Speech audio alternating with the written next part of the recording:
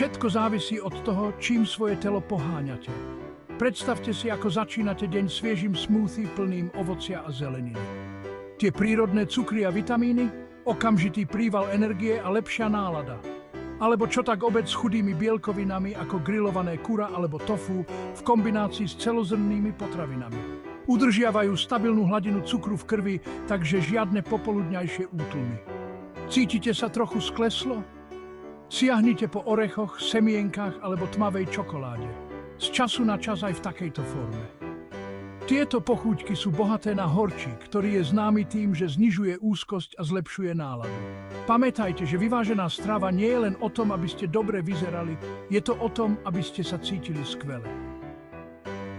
Takže na budúce, keď budete plánovať svoje jedlo, premýšľajte o tom, ako každé sústo môže zlepšiť vašu náladu. Jedzte dobre, cíťte sa dobre a udržujte si dobrú náladu.